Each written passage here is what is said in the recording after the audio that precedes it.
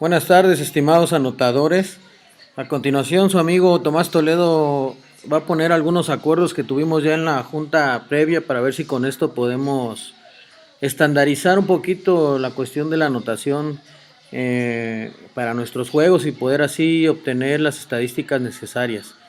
Vienen aquí algunos ejemplos muy básicos, muy sencillos, que solamente son para poder estandarizar en un primer momento las cuestiones más significativas de los juegos. Más adelante, conforme vayamos avanzando y dominando ya lo que es la anotación, podemos irnos especializando en otro tipo de anotaciones para complementar ya nuestro score y hacerlo de una manera más profesional.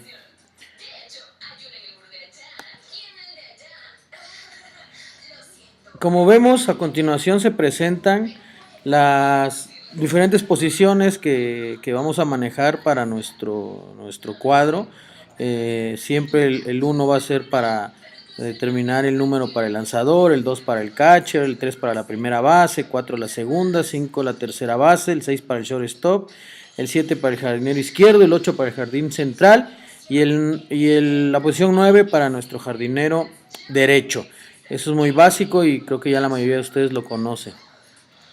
En lo que respecta a cómo vamos a dividir nuestra casilla en el score, ahí se muestra un ejemplo en donde la casilla se divide con un rombo al centro y 4, podríamos decir, rectángulos incompletos, en donde el avance del corredor a la primera se va a marcar en la parte inferior derecha del rombo, el avance del bateador hacia la segunda base se va a marcar en la parte superior derecha del rombo, el avance de la tercera en la parte superior izquierda y el avance a home en la parte inferior izquierda. Entonces, dependiendo de cuál sea la jugada, vamos a ir anotando, como se ve ahí con letras rojas, el avance que vaya teniendo el corredor en cada casilla.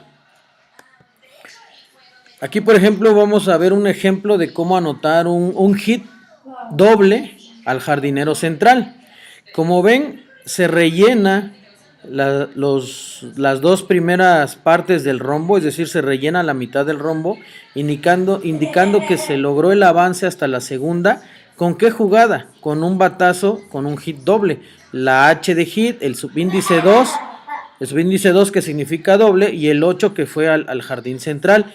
Y así vamos a ir anotando el avance de cada uno de los corredores. Si por ejemplo avanzó a través de un home run, pues bueno, las demás casillas se quedan vacías y se anota nada más el HR aquí, rellenando el rombo por completo e indicando que es una carrera. Si hubiera sido un robo, pues podemos colocar en la parte exterior del rombo la R y que avanzó a través de un robo. Si por ejemplo hubo un hit al 7 y el corredor ya estaba en la primera, bueno, nada más anotamos que con ese hit al 7 avanzó de primera a segunda, por ejemplo, anotamos en la parte superior derecha el número 7 nada más, que con ese batazo al 7 fue como avanzó.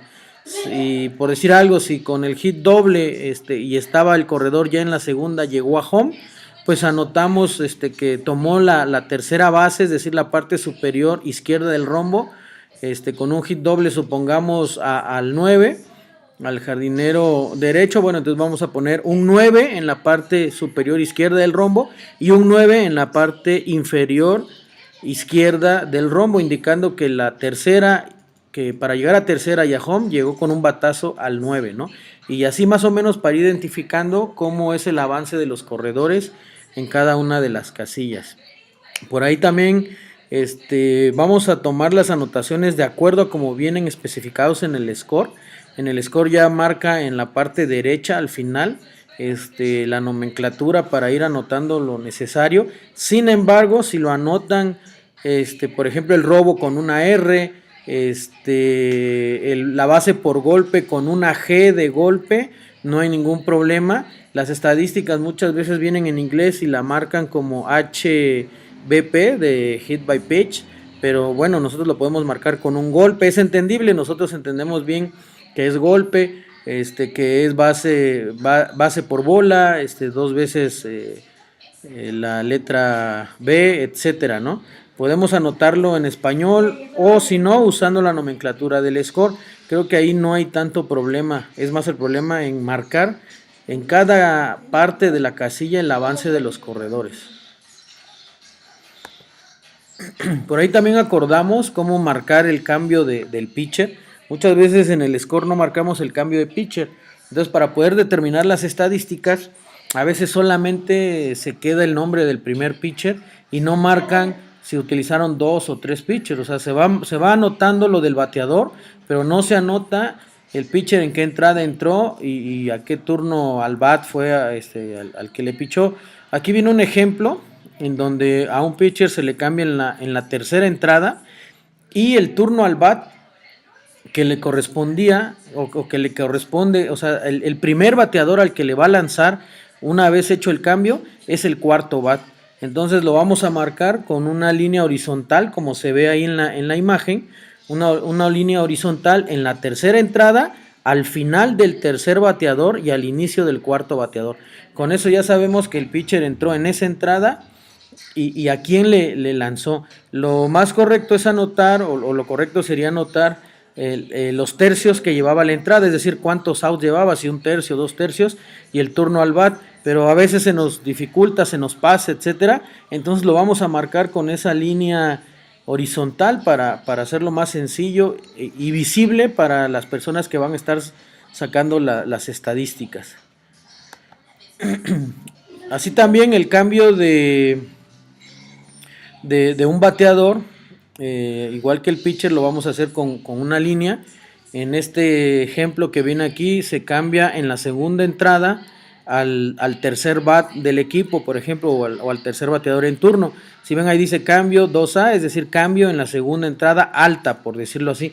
Es decir, está bateando el equipo visitante. Es decir, en el turno al bat se cambia. Si se pone baja, entrada baja, quiere decir que están a la defensiva cuando entran si es que son el equipo visitante obviamente, ¿no? Pero bueno, para no estar ahí lidiando entre que si fue la alta, la baja, mejor vamos a anotar únicamente el cambio del bateador colocando una línea vertical, como viene en el ejemplo, el cambio fue en la segunda entrada y al que se cambió fue al tercer bateador, es decir, el cambio que fue en la segunda entrada del tercer bateador corresponde al espacio que está después de la línea vertical que se colocó. Sí es importante colocar si los cambios se hicieron en la entrada alta o baja para saber si el cambio se hizo a la ofensiva o a la defensiva. Va a depender también esto de si son visitantes o locales, pero colocando simplemente en qué entrada fue el cambio, si en la baja o en la alta de cada entrada. Pues me parece que en términos generales fue lo que acordamos por ahí. Para lo que es 15-17 se va a marcar wall pitch, pass ball. Para lo que es 11-12, 13-14, 9-10, 7-8, quedamos que le íbamos a dar el beneficio al corredor y todo se va a marcar como robo. Todo avance de corredor va a ser robo. Ya en el caso de 13-14, perdón, y de 15-17, pues entonces ya estaríamos colocando un wall pitch, un pass ball, o robo, ¿no? Como corresponda. Pues les agradezco y espero que esto nos pueda servir como inicio de este pequeño proyecto. Saludos.